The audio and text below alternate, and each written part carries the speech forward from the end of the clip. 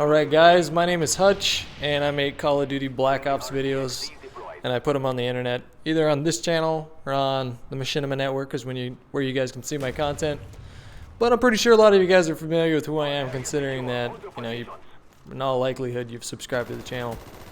And what I'm here to talk about today is what I'm going to title this video, which is the best Call of Duty yet. And I know that it's an extremely bold statement to make, especially after the game's only been out for 2 days. And the reason why that's a bold statement is because, unfortunately, Call of Duty sometimes suffers the honeymoon stage, which is where you first play it, and for the first maybe month or two, everything is great, life is wonderful, and it's a great Call of Duty game. And unfortunately, what happened with World at War and with Modern Warfare 2, both of those, in my opinion, because everybody has their opinion on these games.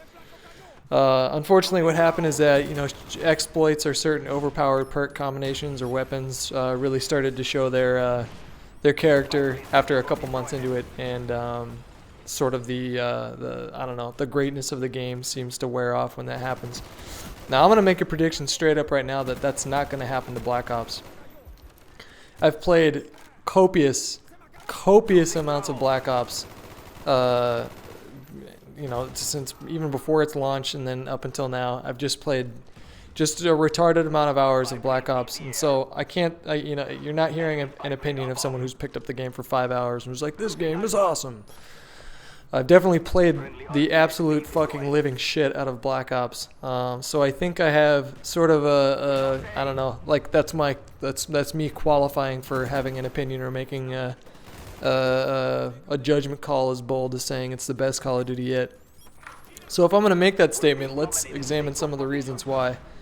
And I hope you guys are paying attention to some of these nade spots. They're pretty straightforward, but on a map like Firing Range, it's really small. It's really useful to know some of these nade spots.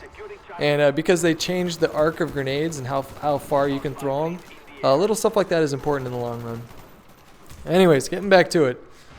So taking a look at the single player is the most fun I've had with a Call of Duty campaign ever. It's fucking epic. Maybe drags on just a little bit at the end, but that's okay. The prison break sequence is, I think it's probably my favorite Call of Duty mission yet.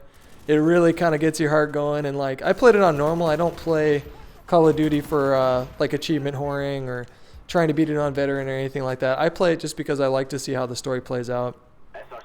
Not that I'm too attached to the story in the same sense that I'm attached to something like BioShock, but it's more of just a fun experience for me. And as far as fun goes, Black Ops just really nailed it. And I hope that you guys that are really digging multiplayer don't overlook Black Ops single player, because it's a lot of fun. It'll only take maybe 6.5 hours of your time, which is, I think, the perfect length for a Call of Duty game. Anything longer than that, and I think I would have been like, alright, I'm ready for this game to end. By the time the single player campaign ended, I was like, that was good. That was perfect timing. I was just starting to worry that it was getting a little long. Then you take a look at Nazi Zombies. Nazi Zombies is fucking crazy in this game. It's super hard. It's not as straightforward as the other ones. And they actually, you can tell that they had a lot of fun doing it, especially with, I think it's called 5. That's the second Nazi Zombies map you get when you beat the single player campaign. That one's nuts. Sometimes the teleporter takes you to some random spot, you don't know where it's going to go. And you have some crazy dickhead Nazi zombie scientist dude show up and steal one of your guns at one point. Yeah, I mean, I fucking just love Nazi Zombies. And then the top-down shooter, it's not great, but it's fun, and they didn't have to do that. So big props to Treyarch for doing that. By the way, I never, ever get paid by a developer to say that I like their game. That's never happened once, and it never will happen. In fact, I think bribes in that sense is actually extremely rare in gaming media. I don't think it happens nearly as much as people think it does. In fact, I've never seen it once in my little infant gaming media career so far. We don't certainly do it. People saw Machinima giving it a perfect 10 as a pretty controversial subject. They thought that Activision and us are in bed together, and that's why we decided to give it that score. But in all actuality, Rob Talbert, the man who reviewed it, is just an absolute fanatic when it comes to this game. He loved it in every sense of the way that you could love a game. And I actually totally 100% stand by his review of the game. I thought it was spot on. There was really nothing more that I could have wanted from this game. So now we can talk about multiplayer, which is, I'm sure, the biggest draw when it comes to any Call of Duty game. That's what ultimately gives a game like Call of Duty its legs. Initially, I was worried about the submachine guns with steady aim, and I thought that they would dominate it like they did in World at War, but I was wrong. And the reason I was wrong is because they absolutely nerfed the submachine gun's damage at distance. So at distance, you're not going to be able to go toe-to-toe with an assault rifle. You're just going to lose every single time. So while the submachine guns might do exceptionally well in close quarters, they really, really show their weakness when you get long range, especially if you put a silencer on it. Then it's like flicking pebbles at them at range. The assault rifles are really good, but they are outclassed by the shotguns and the submachine guns at close range.